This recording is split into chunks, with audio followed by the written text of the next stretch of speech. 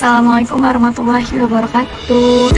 Kami dari jurusan Manajemen Bisnis Angkatan 9 dari Universitas Dian Nusantara ingin menjelaskan tentang tata cara pengenaan jenis dan hambatan pemungutan pajak.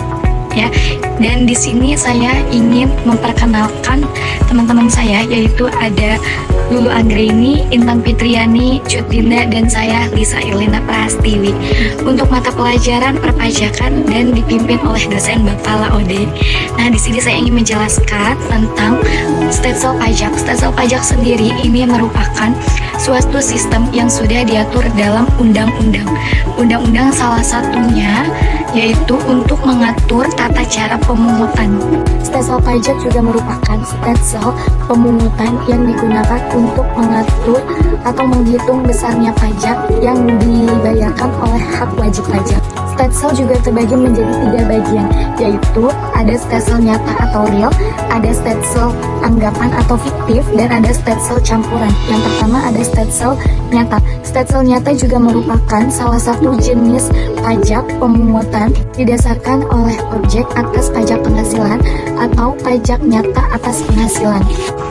Stelsel nyata punya kelebihan dan kekurangan. Kelebihannya utamanya adalah perhitungan didasarkan pada penghasilan sesungguhnya dan hasil yang diperoleh akan lebih akurat dan real. Dan untuk kelemahannya yaitu adalah karena pajak dibutuhkan untuk pembiayaan sepanjang tahun, maka dari itu pelaksanaannya pun tidak dapat dikatakan mudah. Stelsel anggapan merupakan jenis pemungutan pajak ini yang didasarkan pada anggapan yang diatur oleh suatu undang-undang.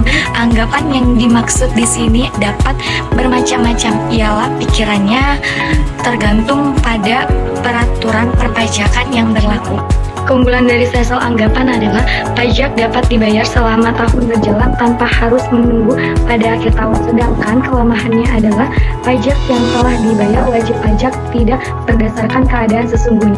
Saya Intan Fitriani, saya di sini ingin mempresentasikan stelsel campuran. Jenis stelsel ini merupakan kombinasi antara stelsel nyata dan stelsel anggapan.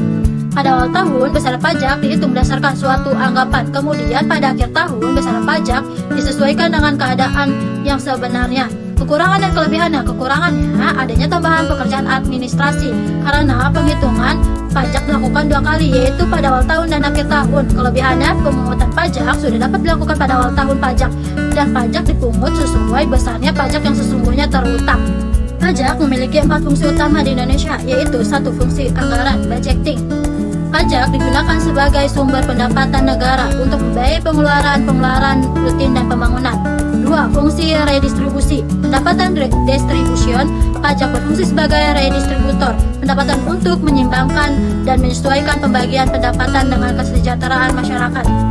3. Fungsi mengatur. Pajak memiliki fungsi untuk mengatur serta melaksanakan kebijakan dari sebuah negara. 4. Fungsi stabilitas. Pajak memainkan peran penting dalam keseimbangan perekonomian suatu negara. Kenalkan, saya Dinda. Saya akan membacakan tentang jenis-jenis pajak. Pertama, ada pajak langsung, yaitu pajak yang bebannya ditanggung sendiri oleh wajib pajak. Pajak ini didasarkan pada penghasilan, kekayaan, atau properti yang dimiliki wajib pajak. Contohnya pajak penghasilan, pajak kendaraan, dan pajak properti. Kedua, ada pajak tidak langsung, yaitu pajak yang bebannya dapat dialihkan kepada pihak lain. Pajak ini tidak langsung dibayarkan oleh wajib pajak kepada pemerintah, tetapi melalui perantara, contohnya pajak bahan bakar dan pajak impor. Ketiga, pajak subjektif, yaitu pajak yang bebannya bisa dialihkan kepada pihak lain. Contohnya pajak warisan dan pajak hibah. Pajak hibah ini pajak yang dikenakan atas pemberian dalam bentuk uang, barang, atau hak yang dilakukan tanpa imbalan. Biasanya penerimaan hibah ini dari orang tua atau anak kandung, tetapi tetap sesuai dengan aturan undang-undang yang berlaku. Selanjutnya, keempat, pajak objektif. Pajak objektif ini pajak yang pemungutannya berdasarkan objeknya tanpa memperhatikan keadaan diri wajib pajak. Contohnya pajak bumi bangunan dan pajak kendaraan bermotor. Selanjutnya, kelima, ada pajak pusat, yaitu pajak yang dipungut oleh pemerintah pusat. Pajak ini masuk ke kas negara dan dikelola oleh pemerintah untuk pembangunan skala nasional. Contohnya pajak penghasilan dan pajak penjualan atas barang mewah. Terakhir, keenam, ada pajak daerah, yaitu pajak yang dipungut oleh pemerintah daerah. Pajak ini digunakan untuk membiayai berbagai kebutuhan dan pengeluaran pemerintah daerah tersebut, contohnya pajak hotel restoran dan pajak parkir.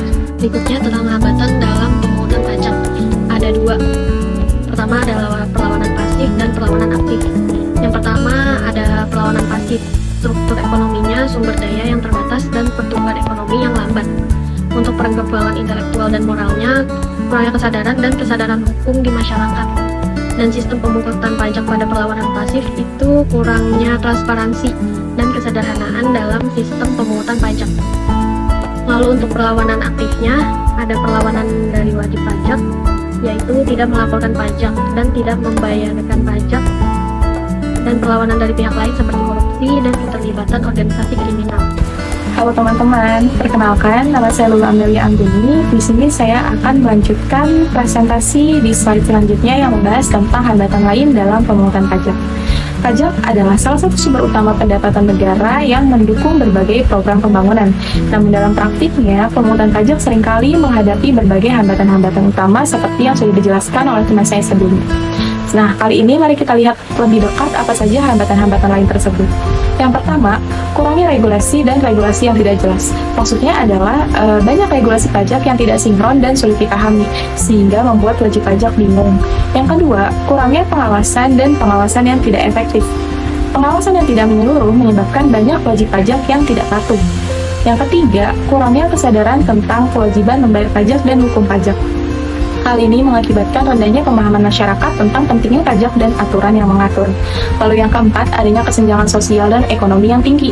Perbedaan tingkat pendapatan juga mempengaruhi kemampuan masyarakat dalam membayar pajak. Lalu yang terakhir, dasarnya sektor ekonomi informal.